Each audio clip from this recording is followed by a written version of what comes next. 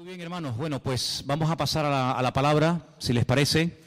Y el primer versículo que vamos a leer esta tarde se encuentra en Génesis capítulo 3. Les invito a que vayan ya a esa parte de la Biblia a buscar ese texto. Y bueno, se me olvidó quitar la pizarra. Este fue el estudio que estuvimos dando el domingo pasado acerca de la bendición sacerdotal. Por si alguien dice, bueno, ¿y eso qué es? Bueno, eso fue de lo que hablamos el domingo. En esta tarde, pues estamos aquí, hermanos de Uruguay, de Ecuador, de Cuba, de Colombia, de Venezuela, en fin, de diferentes lugares, ¿no? Así que eso no es algo que podemos tener todos en común, porque hay de diferentes nacionalidades y hay hombres, hay mujeres, unos tienen una estatura, otros tienen otra, unos son más guapos, otros son más, en fin, no tan, bueno, el Señor sabe todo. Unos tienen un tipo de sangre, otros tienen otro tipo de sangre, unos tenemos unas huellas digitales, otros tienen otras huellas. Y en eso no vamos a ponernos nunca de acuerdo, porque aunque queramos es imposible. Pero hay algo que si miras a tu alrededor, a todos los hermanos que están a tu derecha, a tu izquierda, delante o detrás, todos en esta tarde tenemos algo en común. Yo sé que a lo mejor los más espirituales dirán, pues tenemos en común que tenemos una salvación en Cristo Jesús. Sí, por supuesto, hermano, eso sobra el decirlo, eso está claro. Pero hay algo que no nos hemos dado cuenta, es algo evidente, y es que todos los que estamos aquí estamos vestidos. ¿Sí o no? Cada vez que te pones una camisa, un pantalón, una falda o una chaqueta, aunque sea la más cara, la más moderna, la más hermosa del mundo, cada vez que te vistes, recordamos algo que pasó en el principio de los tiempos. Y vamos a leerlo en esta tarde. Se encuentra en Génesis capítulo 3. El libro del Génesis es un libro extraordinario, un libro precioso. Los dos primeros capítulos nos hablan del poder creador de nuestro Dios, cómo con el poder de su poderosa palabra, valga la redundancia, creó todo lo que existe, todo lo que nuestros ojos pueden ver, incluso lo que nuestros ojos no pueden ver, pero que fue creado con el poder de su palabra, animales, árboles, estrellas, planetas, incluido el hombre. Sin embargo, cuando vamos al capítulo 3, encontramos lo que alguien ha titulado la ruina, la ruina. Todo venía muy bonito, la creación, ¿verdad? Todo puesto en su sitio. Dios había suplido compañera idónea para el hombre, Dios había suplido los alimentos, Dios había suplido absolutamente todo, pero lamentablemente en el capítulo 3 todo cambia. Y a partir del capítulo 3 las cosas van a ser muy diferentes. Para el hombre, para la mujer, para los animales, para la creación, para el mundo espiritual, absolutamente todo cambia. Empezamos a leer, si queréis, a partir del versículo 1. Estamos en Génesis capítulo 3, versículo 1, donde dice, pero la serpiente era astuta, más que todos los animales del campo que el Señor había hecho. La serpiente, no dice Satanás. Este animal tenía una característica que la Biblia destaca. Dice que era astuta, y la palabra astuta y la palabra desnudo, que ahora vamos a leerla, es exactamente igual, solamente que se pronuncia diferente, pero se escribe exactamente igual. Ahora hablaremos de ello. La cual le dijo a la mujer, ¿con que Dios os ha dicho no comáis del árbol del huerto? Y la mujer le respondió a la serpiente, del fruto de los árboles del huerto podemos comer, pero del fruto del árbol que está en medio del huerto, dijo Dios, no comeréis de él, ni le tocaréis, para que no muráis. Entonces la serpiente le dijo a la mujer, no moriréis, sino que sabe Dios que el día que comáis, serán abiertos vuestros ojos, y seréis como Dios, sabiendo el bien y sabiendo el mal. Versículo 6. Vio la mujer que el árbol era bueno para comer y que era agradable a los ojos y árbol codiciable para alcanzar la sabiduría, y tomó de su fruto y comió, y dio también a su marido, el cual comió así como ella. Entonces fueron abiertos los ojos de ambos y conocieron que estaban desnudos. Entonces cosieron hojas de higuera y se hicieron delantales. Y oyeron la voz del Señor Dios que se paseaba en el huerto al aire del día, y el hombre y su mujer se escondieron de la presencia del Señor Dios entre los árboles del huerto. Mas el Señor Dios llamó al hombre y le dijo, ¿dónde estás tú? Y él respondió, oí tu voz en el huerto y tuve miedo porque estaba desnudo y me escondí. Y dijo Dios, ¿quién te enseñó que estabas desnudo? ¿Has comido del árbol que yo te mandé que no comieses? Y el hombre respondió, la mujer que me diste por compañera me dio del árbol y yo comí. Entonces el Señor Dios le dijo a la mujer, ¿qué es lo que has hecho? Y la mujer dijo, la serpiente me engañó y comí. Y el Señor Dios le dijo a la serpiente, por cuanto esto hiciste, maldita serás entre todas las bestias y entre todos los animales del campo. Sobre tu pecho andarás y polvo comerás todos los días de tu vida. Pondré enemistad. Ahora viene la primera profecía de la Biblia. La primera palabra profética que arroja un rayo de esperanza de que va a ser restaurado el hombre en el futuro, pero a un alto precio. Y la profecía dice así, pondré enemistad entre ti y la mujer, entre tu simiente y la simiente suya. Esta te herirá en la cabeza y tú le herirás en el calcañar. Y a la mujer le dijo, multiplicaré en gran manera los dolores de tus preñeces. Con dolor darás a luz los hijos y tu deseo será para tu marido y él se enseñoreará de ti. Y al hombre le dijo, por cuanto obedeciste a la voz de tu mujer y comiste del árbol que te mandé diciendo, no comerás de él, maldita será la tierra por tu causa, con dolor comerás de ella todos los días de tu vida. Espinos y cardos te producirá y comerás plantas del campo. Con el sudor de tu rostro comerás el pan hasta que vuelvas a la tierra, porque de ella fuiste formado, pues polvo eres y al polvo volverás. Y ahora es la primera vez que vemos al hombre que le pone nombre.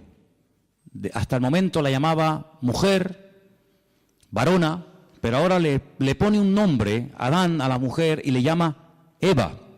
Y aquí hay un juego de palabras que no se aprecia en español, Eva, por cuanto ella es madre de todos los vivientes, que viene de la raíz Hai, que significa vida. Y el Señor Dios hizo al hombre y a su mujer túnicas de pieles y los vistió. ¿Cuántos dicen amén? Muchas veces la gente se pregunta, pero bueno, ¿esto realmente fue así? ¿O esto es una forma alegórica, un poco rayando una especie de cuento para niños, para que sepamos más o menos lo que fue, lo que ocurrió o lo que no ocurrió? Es decir, ¿esto es literal o esto es alegórico? ¿Hubo realmente una serpiente que el diablo utilizó para hablar a través de ella? ¿Hubo realmente un árbol llamado el árbol de la vida y otro al lado llamado el árbol de la ciencia del bien y del mal? ¿Realmente el hombre y la mujer estaban desnudos en un lugar, en un paraíso, en una especie de huerto regado por 4 ríos, entre los ríos Éufrates y Tigris, que abarcaba desde Irak hasta Egipto? ¿Realmente eso existió? ¿Realmente hubo un hombre llamado Adán y Eva, y bueno, y todo esto del hombre de Cromañón, y el hombre de Java, y el hombre de Neandertal, y todo esto que es que la ciencia dice, y el tema de la evolución? ¿Todo esto es real o es una forma, repito, alegórica de contar una realidad? Bueno, de toda la vida, los creyentes, los que estudiamos la Biblia, hemos creído que el libro de Génesis es un libro que tiene una literalidad total y absoluta. Si nosotros ponemos en duda, si cuestionamos la literalidad del capítulo 3 del Génesis, por la misma regla de 3 tenemos que dudar de que el capítulo 1, el capítulo 2, el capítulo 4, el 5, así sucesivamente, también sea literal. Porque lo que no se puede hacer a la hora de estudiar un libro o un tema es utilizar 2 varas de medir. Nosotros aquí en Canarias, en España, en Europa, salvo en Inglaterra, tenemos unas medidas, ¿verdad? Metros, centímetros, kilómetros, etcétera. Pero si fuéramos a Inglaterra o a Estados Unidos o a otros países, ellos tienen otras medidas. Ellos trabajan con pulgadas, con yardas, con millas, etcétera. Nosotros trabajamos con otro tipo de medidas. Pero cuando usted va aquí a una ferretería, cuando usted va a un lugar para comprar herramientas, pues, en fin, las medidas usted las tiene que dar en las medidas que se usan aquí, no en las medidas con las que se puede trabajar en Inglaterra, en Estados Unidos o en cualquier otra parte del mundo. Cuando nos acercamos a la Biblia, no podemos decir, bueno, el capítulo 1, pues sí, hombre, es literal, porque tampoco me crea tanto problema, ¿no? El ver que Dios, con el poder de su palabra, pues fue creando progresivamente una serie de cosas. Ahí pues casi no hay problema, pero esto de la serpiente, del arbolito, que si comieron, que si no comieron, pues como choca un poco con nuestra especie de racionalidad, pues entonces decimos, bueno, esto tiene que ser algo alegórico, no puede ser algo real. Tendríamos un gravísimo problema si comenzamos a interpretar un capítulo literal, otro alegórico, uno literal, otro alegórico, porque entonces, ¿quién es el que establece que este es literal? ¿Quién es el que establece que este es alegórico? ¿Tú? ¿El conjunto de los hermanos de la iglesia? ¿Una serie de teólogos? ¿Los pastores? ¿Los maestros de la Biblia? ¿Los traductores? Es muy complicado. La hermenéutica nos obliga, es decir, la ciencia que nos obliga a la correcta interpretación de los textos bíblicos, nos obliga a utilizar una sola vara de medir. No podemos utilizar dos sistemas de interpretación de un mismo pasaje porque tendríamos unos problemas terribles. Y bueno, lo que tenemos que aceptar es la literalidad de la Biblia. Eso no significa de que no hay otros libros y de que no hay otras historias y que no haya otros capítulos que no son literales, sino son, digamos, basados en símbolos, en tipos, en antitipos, etcétera, etcétera. Por ejemplo, el famoso libro del Apocalipsis. En el famoso libro del Apocalipsis aparecen ahí una serie de animales, de colores y de cosas que lógicamente ni siquiera existen, pero que a través de esos colores, de esos números, de esos animales que van cambiando de color, el Señor tiene un mensaje que hay que saber interpretarlo. Evidentemente no existe ni ha existido jamás un dragón, ni un caballo que ahora es blanco, mañana negro, pasado amarillo y finalmente rojo. Todo eso tiene una razón de ser, pero es que el libro del Apocalipsis, salvo una parte del principio del libro, que son los mensajes a las iglesias del Apocalipsis, sabemos que el libro del Apocalipsis, un 90 o más del porcentaje del libro, es un libro profético, y el lenguaje profético es un lenguaje completamente diferente a un libro como, por ejemplo, el libro de los Hechos, que es un libro histórico. Entonces la historia no es alegórica, la historia es o no fue. Pero realmente hubo un señor llamado Pablo, realmente viajaron a Roma, o Roma significa otra cosa y Pablo significa otra cosa. Sabemos que la historia no es alegórica, es real. Lo profético sí puede tener esa especie de diferente interpretación. Pero el Génesis no es un libro alegórico. No es un libro alegórico. Los únicos, escuchen bien esto, los únicos que interpretan alegóricamente no solamente el capítulo 1 y el 2 y el 3, sino todo el libro del Génesis, los únicos en la historia que lo hicieron, lo hacen y me temo que lo seguirán haciendo, interpretar alegóricamente el libro del Génesis, son los cabalistas. Cuando usted estudia la Cábala, pues en la Cábala todo tiene una explicación, nada es real, nada es literal, sino que hay cosas que tienen que ver con lo femenino, con lo masculino, etcétera, etcétera, pero no vamos a entrar en eso porque, ¿para qué? Por lo tanto, en el libro del Génesis lo que vemos es que Dios, en los 2 primeros capítulos, Él crea todo lo necesario e imprescindible para que el hombre esté cómodo y para que al hombre no le falte absolutamente de nada. Le suple los alimentos, le suple su compañera, su esposa, etcétera, etcétera. Pero crea un hombre tan perfecto, tan perfecto.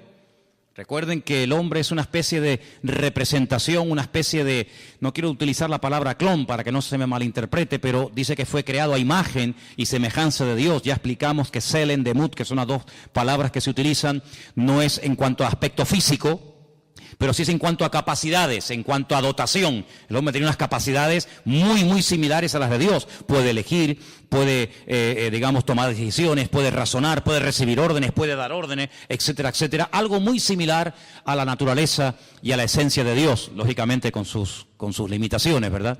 Pero lo crea tan perfecto que le da la capacidad de poder rebelarse en contra de su Creador.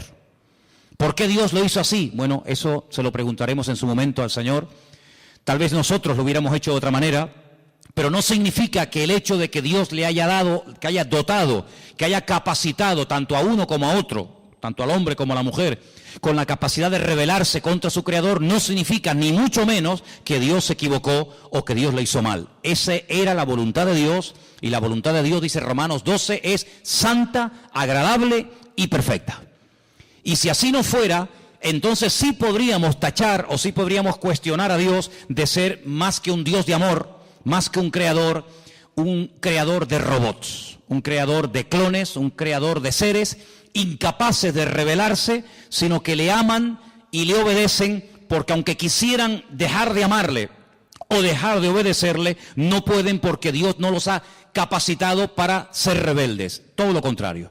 El hombre se rebeló, el hombre le creyó más a lo que Satanás le decía que a lo que Dios dijo. Fijaros que en ningún momento, y esto es algo interesantísimo, hermano, en ningún momento Satanás cuestiona la existencia de Dios.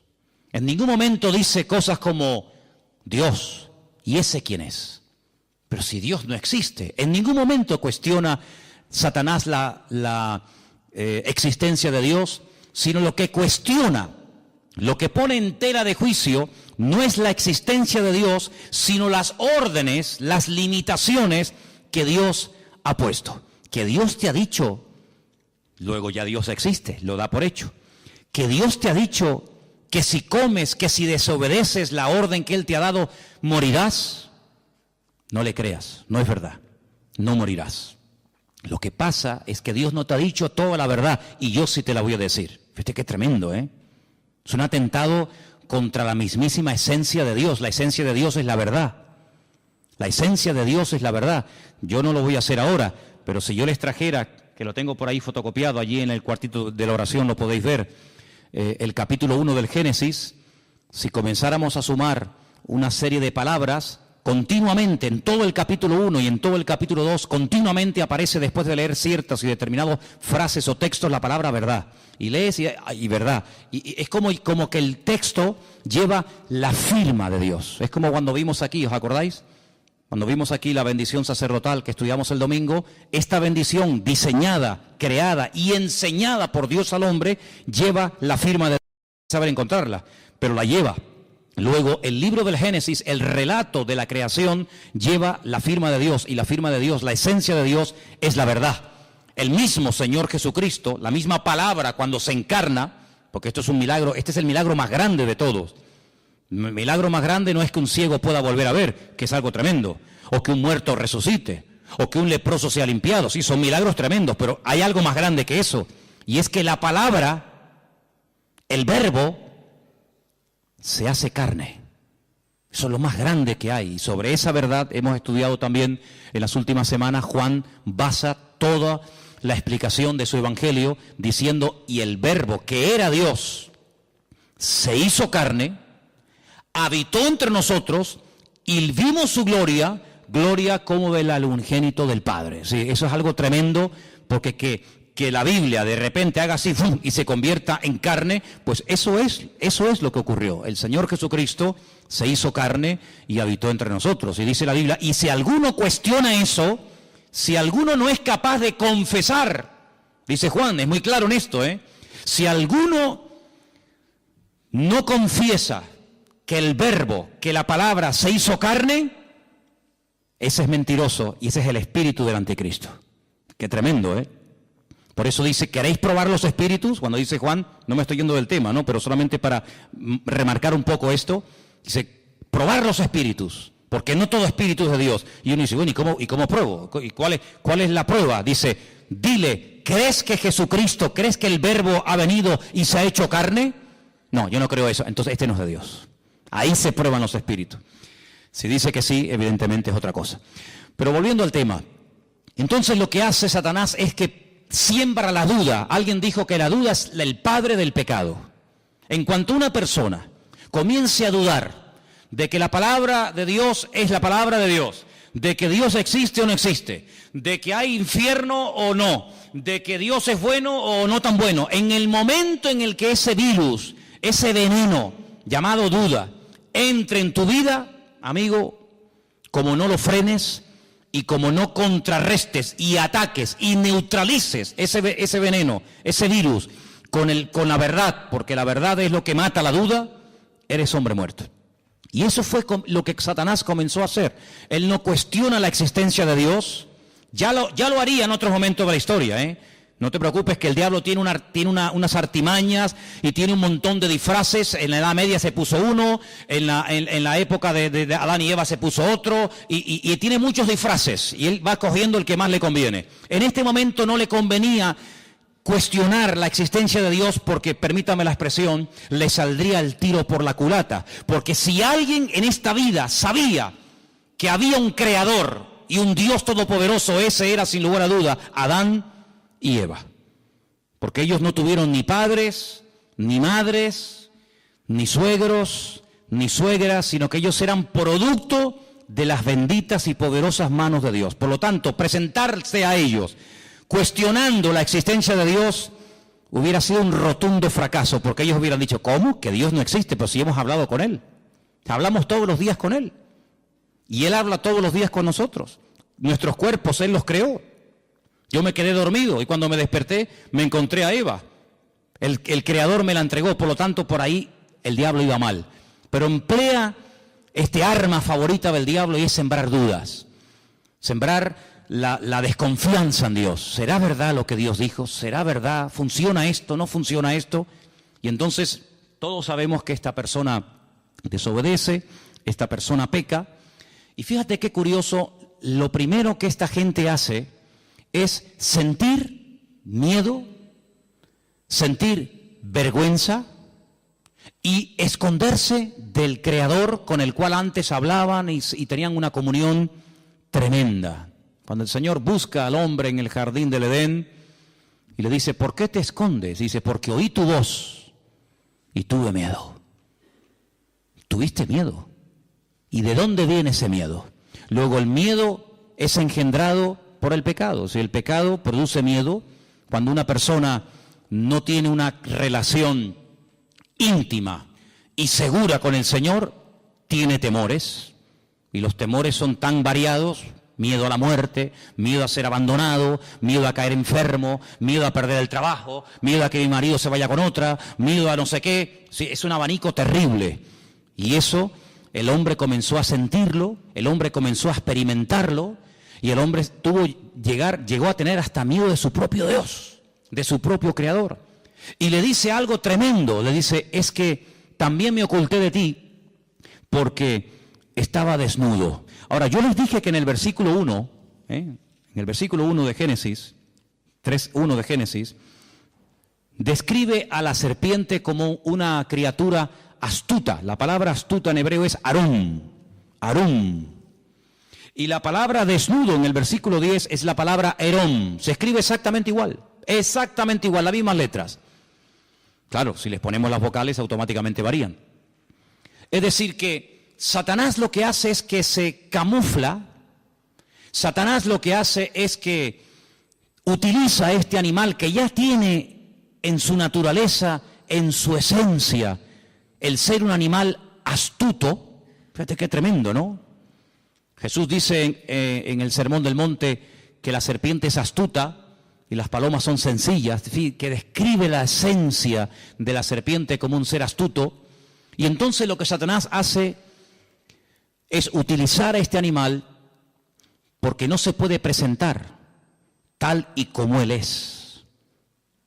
Ahora, aquí hay que pararnos y comenzar a hacernos una serie de preguntas muy interesantes. Vemos a Satanás en persona, no mandó a un demonio, sino que él en primera persona va y tienta a Eva, pero detrás utilizando a este animal. Y la única vez que lo volvemos a ver a él personalmente tentando a una persona, ya es en el Nuevo Testamento al Señor Jesucristo. Él nunca tentó a nadie personalmente, salvo a Eva en el jardín del Edén y en el desierto de Judea al mismísimo Señor Jesucristo. Con la gran diferencia de que en Génesis capítulo 3 va, digamos, disfrazado, escondido, parapetado dentro de aquel animal, y en el desierto no le va a servir ningún disfraz, sino que va a cara descubierta, porque delante del Señor no hay disfraz, no hay careta que valga, sino que delante del Señor dice que todos estamos desnudos delante de la presencia del Señor. ¿Te das cuenta? Pero el apóstol Pablo, que es un hombre que describe como nadie, el mundo espiritual, porque ahora hablaremos un poco de esto, Él dice que Satanás es capaz, en momentos puntuales, si es necesario, disfrazarse, vestirse como si fuera un ángel de luz. Y ha habido casos en la historia, pero tremendos, de personas que dicen que han tenido la visita de ángeles, que les han revelado cosas y esas cosas las han escrito. Y bueno, y por ahí nació el famoso libro del Mormón, que es el que usan los mormones. Y cuando se le pregunta a los mormones, ¿y de dónde salió el libro del Mormón? Pues ellos te dicen que un ángel llamado Moroni despertó una noche a este joven llamado Joseph Smith y lo llevó a un lugar donde le mostró unas planchas de oro que estaban escritas en un idioma que él no conocía, y este ángel le mostró la interpretación de aquellas planchas de oro y le dio un mensaje que está en el famoso libro del Mormón. Y otra persona que presume de que un ángel del cielo bajó y le daba revelaciones es nada más y nada menos que el falso profeta llamado Mahoma, porque Mahoma es un falso profeta, ¿verdad?, que dice que recibió las enseñanzas de un ángel, pero un ángel evidentemente que no era un ángel de Dios, era un demonio, porque el apóstol Pablo dice en Gálatas capítulo 1 que si un ángel del cielo baja y nos predica un evangelio diferente al que hemos oído, no lo creáis, sea anatema, porque no hay otro evangelio que el que está escrito en la palabra de Dios. ¿Cuántos dicen amén? Así que en momentos puntuales Satanás incluso ha sido capaz de disfrazarse y de hacerse pasar como un ángel bueno, un ángel de la guardia, un ángel que viene a darte buenas vibraciones, buena energía, como dicen algunos por ahí. Ahora, fijaros qué interesante, porque Adán y Eva, no tenían conocimiento, y esto es muy importante y yo sinceramente nunca lo he oído. Ellos no tenían conocimiento del mundo espiritual. El único conocimiento del mundo espiritual que tenían es que hay un creador que no se puede ver, pero que habla y les oye cuando ellos le hablan a Dios. Pero ellos no tenían ningún conocimiento del mundo espiritual. Pero el mundo espiritual evidentemente ya existía y era real, puesto que cuando uno comienza a leer la Biblia desde el principio, uno se encuentra que el que está hablando es Dios. Más adelante encontramos que Dios crea a un hombre. De ese hombre extrae a una mujer. Y encontramos a Dios, al hombre y a la mujer. Capítulo 1 y capítulo 2.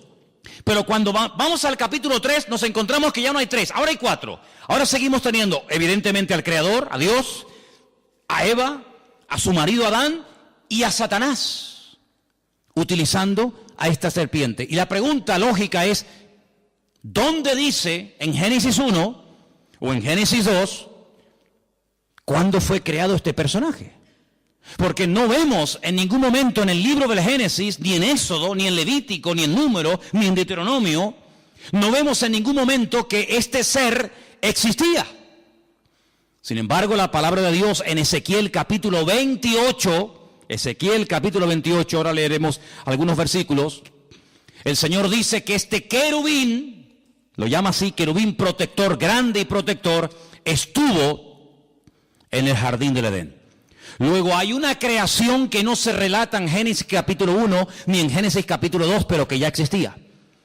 Vemos que Satanás ya no es ese querubín protector encargado de la música, de la alabanza y de la adoración, sino que es un ser maligno que lo que pretende es separar al hombre de Dios. Luego ya su naturaleza no es una naturaleza sana, una naturaleza buena, sino que su objetivo es arruinar. Su naturaleza ahora es maligna, perversa. El Señor dijo, es un ladrón. Viene a hurtar, a matar y viene a destruir. Y aquí lo vemos, haciendo su primer intento en la historia de la humanidad, queriendo matar la comunión del hombre con Dios, queriendo separar al hombre de Dios, creando distanciamiento, creando mal ambiente, ¿verdad? Así que vamos a Ezequiel capítulo 28 para que veáis cómo en este libro, que por supuesto, sobra decir, no existía en los tiempos de Adán y Eva. Adán y Eva nunca leyeron el libro de Ezequiel. En el capítulo 28 se describe la naturaleza de este personaje. Ezequiel 28:12 viene hablando del rey de Tiro, pero en medio del mensaje de Dios al rey de Tiro, mete otro mensaje que complementa lo que viene diciendo y dice lo siguiente: Hijo de hombre, levanta endechas sobre el rey de Tiro. Tiro es una ciudad que está al norte de Israel, no entraba dentro del territorio de Israel, está bien al norte, ¿verdad? Y dile, así ha dicho el Señor, tú eras el sello de la perfección, lleno de sabiduría y acabado de hermosura. Solamente escucha estas tres características, son impresionantes, ¿eh? De ningún ser en la Biblia el Creador habla en semejantes términos. Los vuelvo a repetir: sello de la perfección, lleno de sabiduría y acabado de hermosura. Cuando Dios da algo no lo quita. Luego, aunque este ser fue arrojado de la presencia del Señor, su sabiduría, su hermosura y sus cualidades recibidas de parte de Dios se las llevó con él. Pero ahora dice algo tremendo. En Edén, ¿cómo sabemos que ya no está hablando del rey de Tiro? Bueno, por sentido común. En Edén no estuvo nunca el rey de Tiro. El rey de la ciudad de Tiro nunca estuvo en Edén. Luego ya no está hablando del rey de Tiro, sino ahora dice, en Edén, en el huerto de Dios estuviste. Ay, amigo. De toda piedra preciosa era tu vestidura. Yo les voy a pedir un favor a partir de ahora. Cuenten las piedras preciosas que yo voy a comenzar a leer a partir de ahora, por favor. Cuéntenlas, ¿sí? En Edén, en el huerto de Dios estuviste. De toda piedra preciosa era tu vestidura. Empiezo. De cornerina, topacio, jaspe, crisólito, berilo, iónice, zafiro, carbunclo, esmeralda. Y luego el oro es otra cosa, ¿no? No es una piedra preciosa. Los primores de tus tamboriles y flautas estuvieron preparados para ti en el día de tu creación. Luego es un ser creado, no es un ser eterno. En el día de tu creación. Ese día de la creación no fue Génesis capítulo 1, porque allí no vemos cómo el Señor creó a este personaje. Pero evidentemente hay otro momento no relatado, no narrado en Génesis capítulo 1, donde evidentemente Dios tuvo que crearlo, porque Dios dice que este personaje al cual llama en el versículo 14, querubín grande y protector, hubo un día en el que fue creado por el Señor. Lo llama querubín grande, protector. Yo te puse en el santo monte de Dios. Allí estuviste, en medio de las piedras de fuego te paseabas. Pero esto no lo encontramos en Génesis 1. En el jardín del Edén no dice que era el monte de Dios. ¿Qué te parece? Luego está describiendo otro sitio. El jardín del Edén era el sitio para el hombre. Y hay otro sitio que se está describiendo aquí, que era el sitio donde Dios estaba, donde Dios vivía y donde estaba este personaje. Y sigue diciendo la Escritura, perfecto. Perfecto también es la palabra completo. ¿Vale? La misma palabra shelem es igual para perfecto que para completo. Así que si quieren leer completo eras o perfecto eras, da igual. En todos tus caminos, desde el día, le vuelvo a repetir, que fuiste creado hasta que se halló en ti maldad. Amigo, a causa de la multitud de tus contrataciones fuiste lleno de iniquidad y pecaste. ¿Y ahora qué dice aquí? Por lo que yo te eché. ¿Quién lo echó? El Creador. Yo te eché. ¿De dónde? Del monte de Dios. Y te arrojé de entre las piedras de fuego, oh querubín protector. Y ahora lo vemos en Génesis capítulo 3, a este personaje que antes estaba en la presencia del Señor, ahora lo vemos en el jardín del Edén tentando a Adán y tentando a Eva. Qué tremendo, ¿no? Y dice aquí, se enalteció tu corazón a causa de tu hermosura. Increíble, ¿cómo tenía que ser este personaje, eh? Lo más hermoso. Corrompiste tu sabiduría a causa de tu esplendor. Yo te arrojé por tierra. Delante de los reyes te pondré para que miren en ti. Con la multitud de tus maldades y con la iniquidad de tus contrataciones profanaste tu santuario. Yo pues saqué fuego de en medio de ti, el cual te consumió y te puse en ceniza a los ojos de todos los que te miran. Todos los que te conocieron de entre los pueblos se maravillarán sobre ti. Espanto serás y para siempre dejarás de ser. Fíjate que lo llama querubín, pero la palabra querubín en Génesis 1 no aparece. La palabra querubín en Génesis 2 no aparece. La primera vez que aparece en la Biblia la palabra querubín, ahora vamos a decir que es un querubín, aparece en Génesis capítulo 3. Volvamos a Génesis 3, concretamente el último versículo. Génesis 3, el último versículo. Y dice así: echó pues fuera al hombre y puso al oriente del huerto del Edén querubines y una espada encendida que se revolvía por todos lados para guardar el camino del árbol de la vida. Luego, si Adán y Eva nunca habían oído en su vida la palabra querubines, cuando se presenta este personaje utilizando a esta serpiente astuta, ella no tiene ningún conocimiento del mundo espiritual. Ella no sabe lo que es un querubín, ella no sabe lo que es un serafín, ella no sabe quién es Satanás, ellos no saben nada.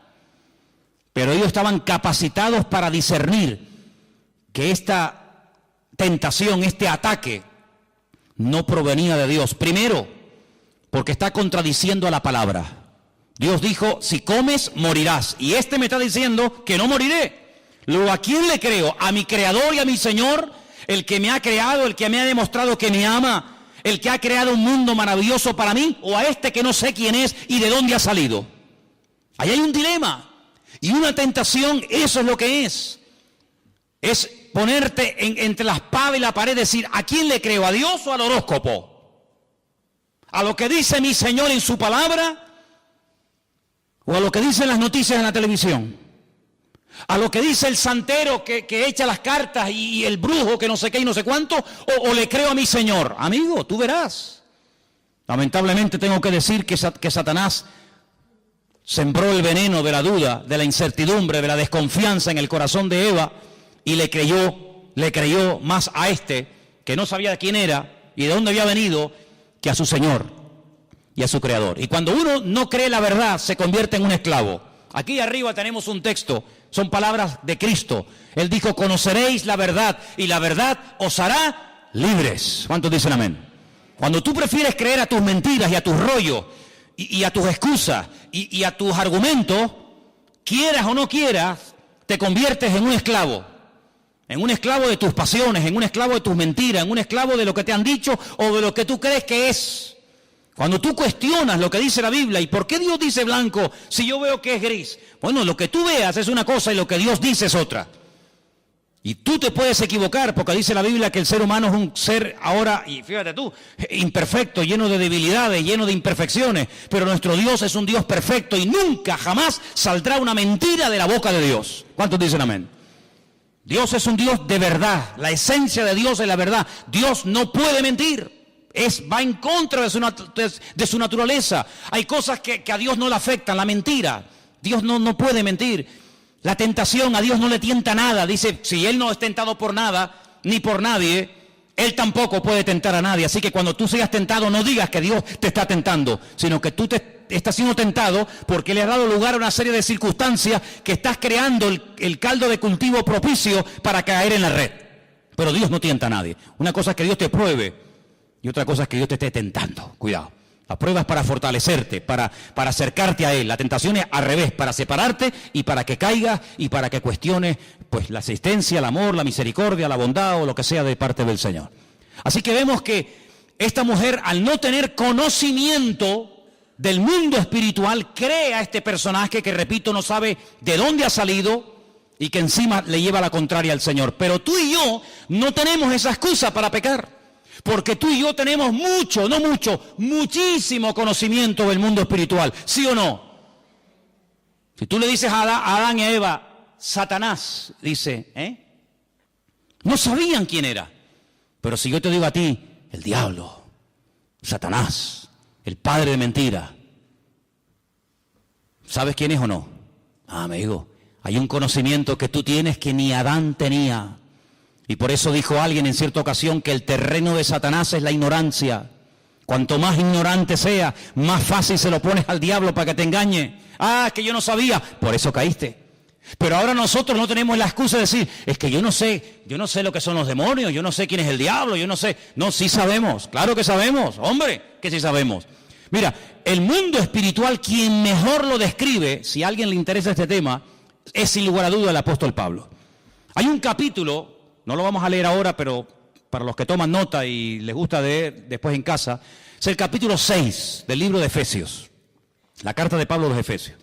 Pablo describe allí el mundo espiritual de una forma increíble.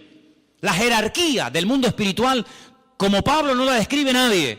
Él dice que hay, mira, principados, potestades, gobernadores de las huestes de las tinieblas, huestes espirituales de maldad en las regiones celestes. Si te vas al libro de Ezequiel, te encuentras, por ejemplo, en Ezequiel capítulo 28, los versículos 13 y 14, te encuentras a los querubines, que en Ezequiel 1 los llama los seres vivientes. Cuando tú oigas la palabra seres vivientes, son los querubines.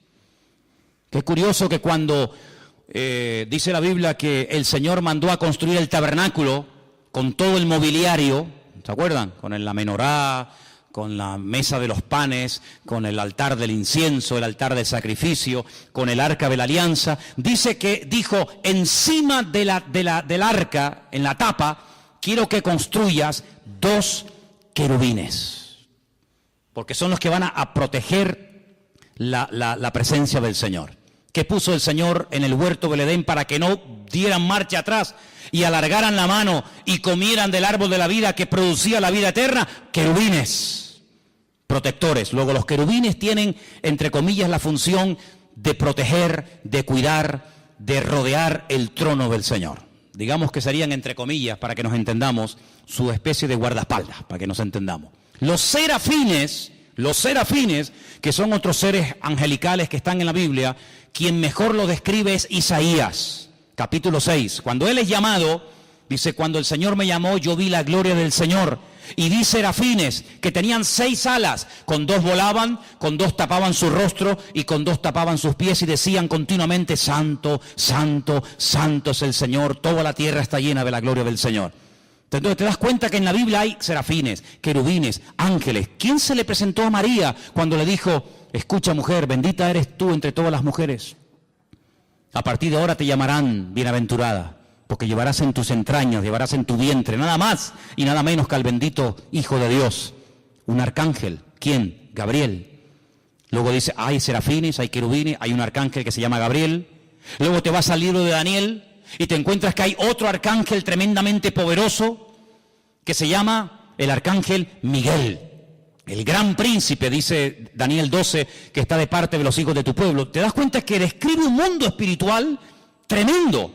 Es decir, no lo podemos ver con nuestros ojos, pero eso no significa de que no existan. Hay gente que dice en su ignorancia, yo si no veo no creo. Pues por esa misma regla de 3 usted no cree en Júpiter, ni en Plutón, ni en Marte, ni en montones de cosas que existen, simplemente por el argumento ridículo y absurdo de que usted no lo ve. Bueno, hay millones de cosas que nuestros ojos no ven, pero sin embargo, ¿usted ha visto alguna vez algún átomo? ¿Ha visto alguna molécula? ¿Ha visto los protones y los neutrones? ¿Ha visto alguna vez eso? No, pero existen y están aquí ahora mismo. Y en este momento aquí dentro hay miles de voces de radio de onda, ¿verdad? Radio de frecuencias que están aquí, las ondas, ahora no se oyen, no se pueden ver, porque no tenemos un receptor, pero si pusiéramos una radio y la encendemos, automáticamente oímos que la radio está hablando. No, la radio no está hablando, la radio está reproduciendo por ese famoso invento de Marconi, el italiano, ¿no? Que fue capaz de captar esas ondas y ponerlas en un receptor y uno puede hablar, oír en italiano, en japonés, en árabe, en chino, en lo que sea. Una persona que está a miles de kilómetros de Tenerife, pero lo oímos hablar aquí, o ver un partido de fútbol que se está llevando a cabo en África, o sabe Dios dónde. Pero todo eso existe, no lo podemos ver, pero cuando tenemos los aparatos para poder ver esas imágenes, para poder escuchar esos sonidos, pues automáticamente ahí lo tenemos y todos en casa sabemos pues lo que estoy diciendo por la radio y por la televisión.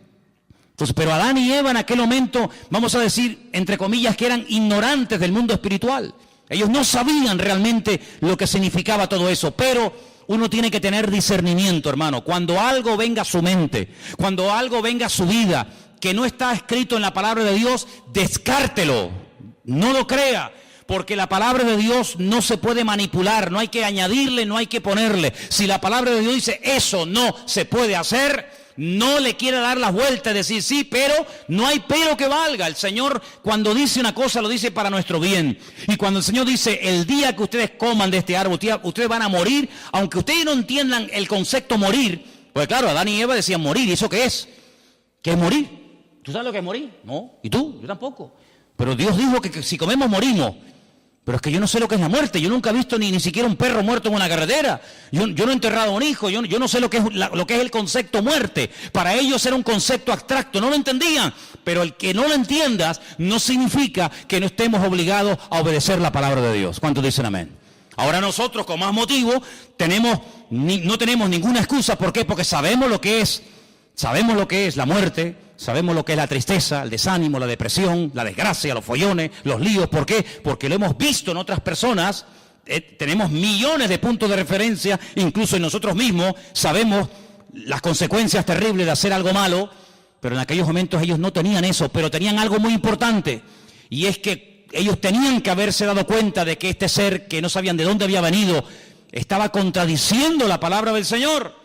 Porque uno de los juegos favoritos del diablo es llevarle la contraria a Dios. ¿Qué dijo Dios el día que se bautizó su hijo en el río Jordán? Este es mi hijo amado, en el cual tengo toda complacencia, en el cual deposito toda mi confianza. ¿Quién dijo eso? Dios. La voz de Dios se oyó. Se va al desierto. ¿Y quién viene a tentarlo? Este personaje terrible, Satanás, y le dice, si eres el Hijo de Dios, di a estas piedras que se conviertan en pan. Yo no tengo que convertir las piedras en pan para demostrarte a ti, o a mí, o a alguien que soy el Hijo de Dios.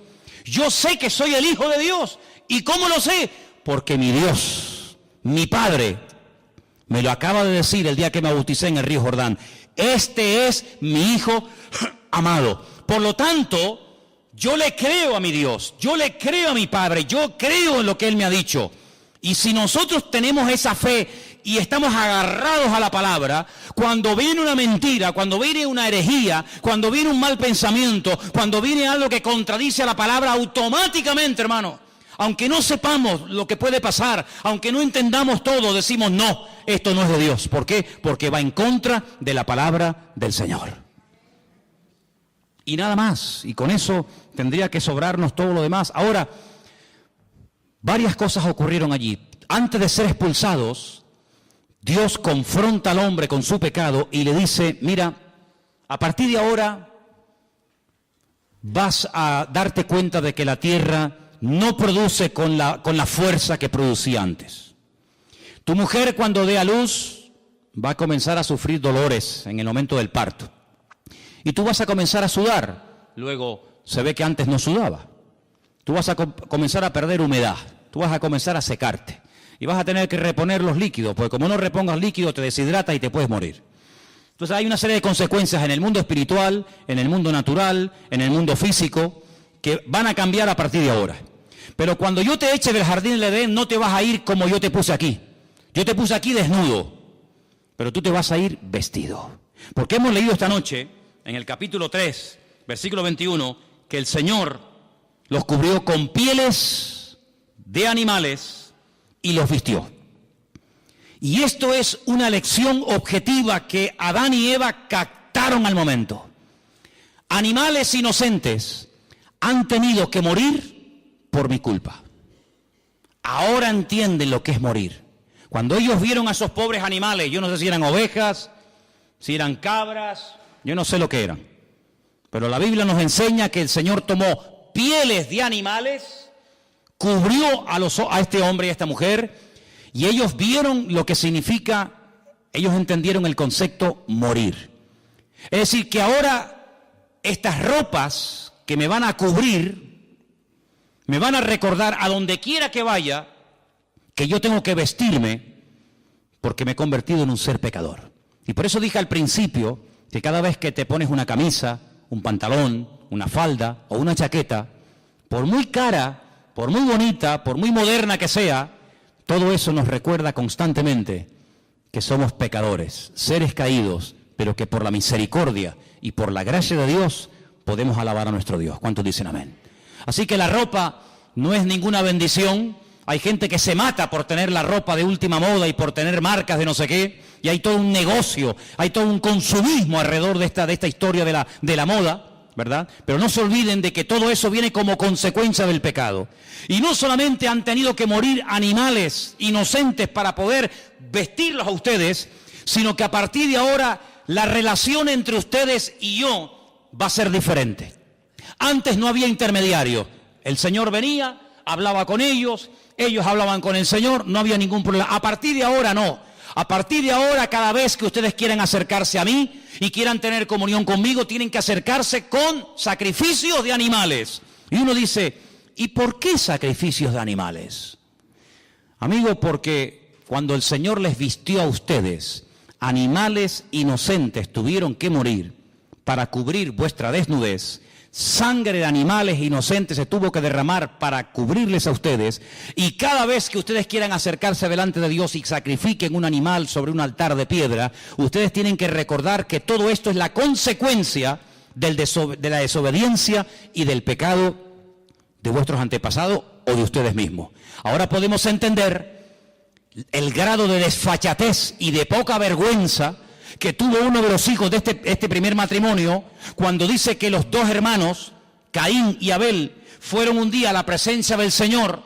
Ellos sabían que las ropas que llevaban les recordaban que eran pecadores, que papá y mamá vivieron un tiempo desnudo en un lugar maravilloso llamado el Gan Edén, pero que ahora tenemos que ir vestidos porque fuimos pecadores y desobedecimos al Señor, y tenemos que presentarnos delante de Dios con animales para recordar nuestra naturaleza pecaminosa. Y entonces llega uno de los hermanos y dice que llevó al Señor una ofrenda, pero no de animales, sino del producto de la tierra: peras, sandías, melones, papaya, pepinos, lechugas, y la pone sobre el altar. Y al lado está su hermano Abel presentando un sacrificio, y dice literalmente la Escritura que el Señor miró con buen agrado la ofrenda de Abel, pero no le agradó de la ofrenda de Caín. Y ahora uno dice, fíjate qué tremendo, ellos sabían, los dos hermanos, del mismo padre, de la misma madre, recibiendo la misma enseñanza, pero uno va delante de Dios como Dios manda, como Dios establece, como Dios dice, el otro como a mí me da la gana.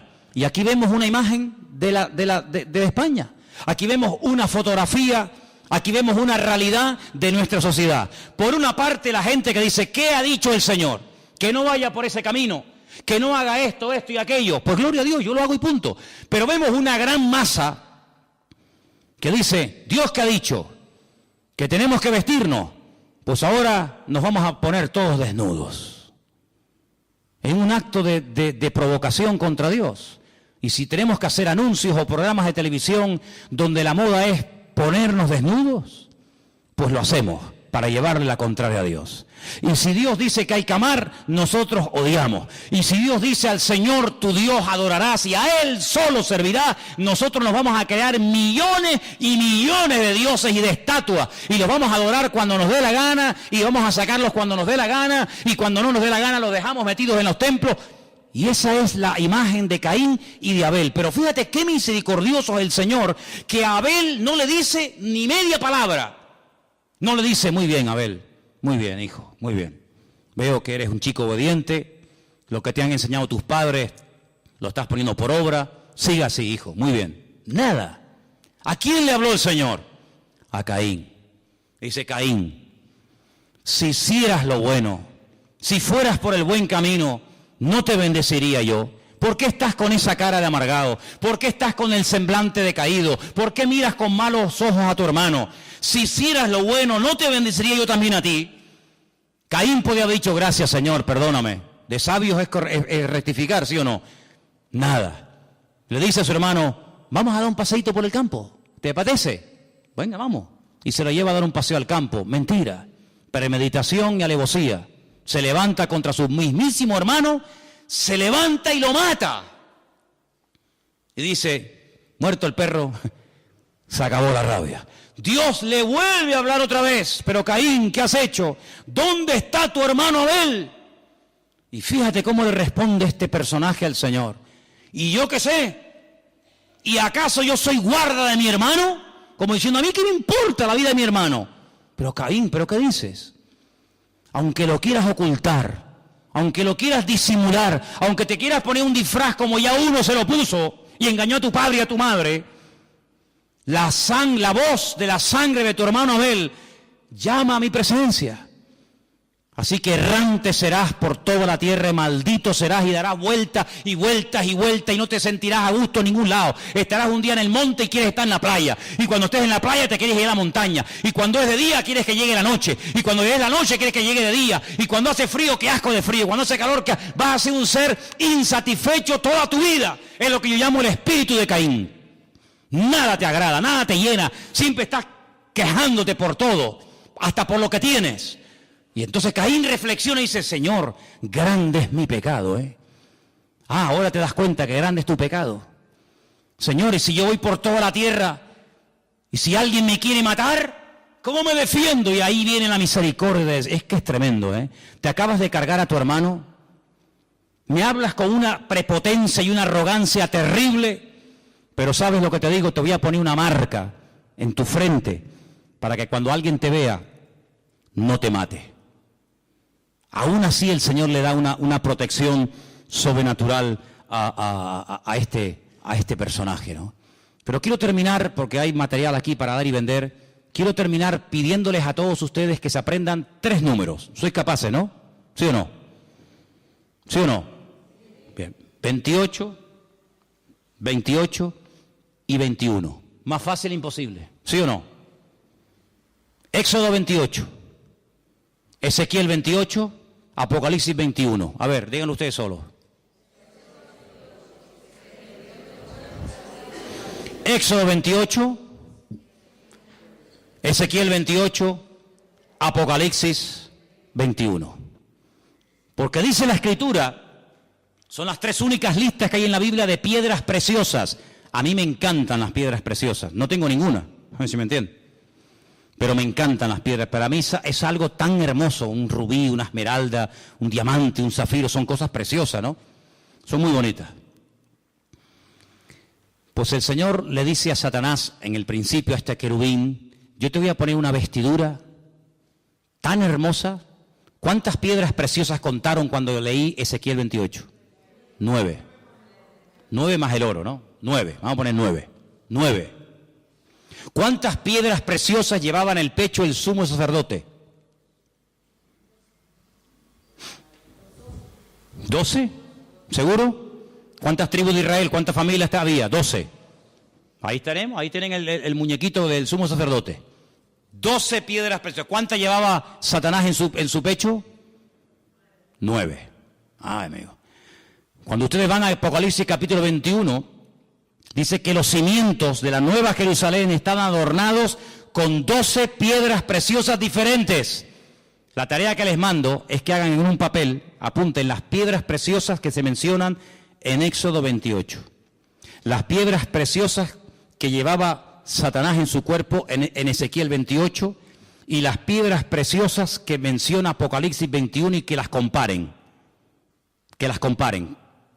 Cómo eran las del sacerdote, cómo eran las del enemigo y cómo son las de la Nueva Jerusalén. Se van a llevar una sorpresa increíble.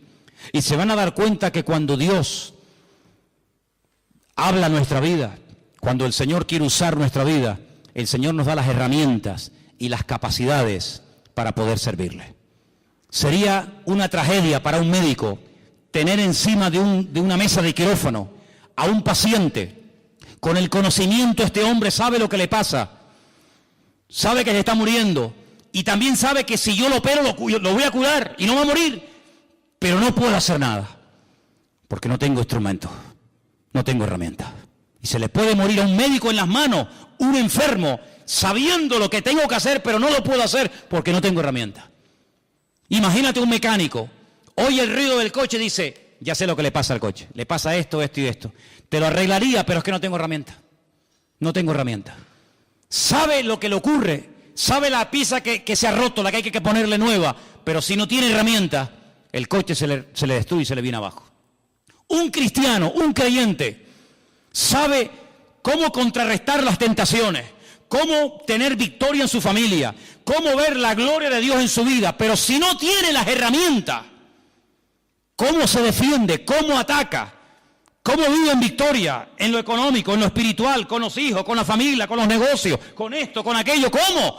Ahí Dios nos ha dado la palabra. Ahí el Señor nos ha dado la Biblia. Y en la Biblia te encuentras todas las herramientas, todos los instrumentos, todos los dones, todos los frutos, todas las cosas necesarias para poder vivir en victoria. Entonces te das cuenta, decimos, oye, qué privilegio el de Adán y Eva. Es verdad, hermano, sin lugar a dudas. Pero nosotros hoy en día somos más privilegiados que Adán y Eva, porque Adán y Eva no tenían el poder del nombre de Jesucristo, el nombre que es sobre todo nombre, pero tú y yo sí lo tenemos, porque dice la Biblia que en su nombre no solamente oramos, sino que podemos echar fuera demonios y en su nombre avanzamos en victoria. Qué privilegio el de Adán y Eva, gloria a Dios, pero nunca tuvieron esto en la mano, nunca tuvieron la Biblia entera en la mano. Tú y yo sí la tenemos. Tenemos la ley de Moisés, tenemos los salmos del rey David, tenemos las profecías de Daniel, tenemos las cartas de Pablo, tenemos el Apocalipsis, tenemos toda la palabra de Dios. Adán y Eva no tenían el Espíritu de Dios dentro de sus vidas, no lo tenían. Pero tú y yo tenemos el Espíritu Santo viviendo 24 horas al día dentro de nuestros corazones. Dice que hemos sido sellados por el Espíritu de Dios. ¿Cuántos dicen amén? Ellos no sabían lo que era el poder de la sangre de Cristo, pero nosotros sí lo sabemos. Luego no hay excusa. Y encima la Escritura nos da una promesa tremenda y dice, y mayor es ahora el que está en vosotros que el que viene contra vosotros. ¿Qué te parece, amigo? Ellos eran personas privilegiadas y muy capaces, pero dentro de sus cuerpos no vivía el Espíritu de Dios. Pero nosotros dice la Biblia que somos el templo del Espíritu Santo de Dios, el cual mora en nosotros. Por lo tanto, no tengo ninguna envidia de Adán, no tengo ninguna envidia de Eva. Como alguien dijo, cuando miramos hacia atrás, hacia el pasado y vemos a Adán, nos entra tristeza por lo que el hombre pudo llegar a ser, por lo que el hombre pudo llegar a tener y perdió por obedecer al enemigo. Pero cuando miro hacia adelante a mi Señor y a mi Dios, todo lo que Adán perdió lo podemos recuperar y con creces en el Señor Jesucristo. Porque en este hay muerte y desobediencia, pero en el segundo Adán, que se llama Cristo, según Romanos capítulo 5, hay bendición y vida eterna. Que puso el Señor para que no volvieran, porque sabía que iban a volver, iban a comer del árbol de la vida, iban a ser pecadores eternos, sin posibilidad de restauración, sin posibilidad de ser redimidos. Les hizo un favor diciéndole, váyanse de aquí, les hago un favor, si los dejo aquí la van a liar más todavía. Puso querubines para que no volvieran atrás. Pero ¿cómo termina el libro del Apocalipsis? Dice, el cielo se abrió y vi el árbol de la vida, el cual da frutos para la sanidad de las naciones. Y de ese árbol tú y yo, querido hermano y hermano, si vivimos en victoria y en santidad, vamos a poder comer lo que Adán y Eva no pudieron comer. Nosotros lo vamos a poder comer, porque ese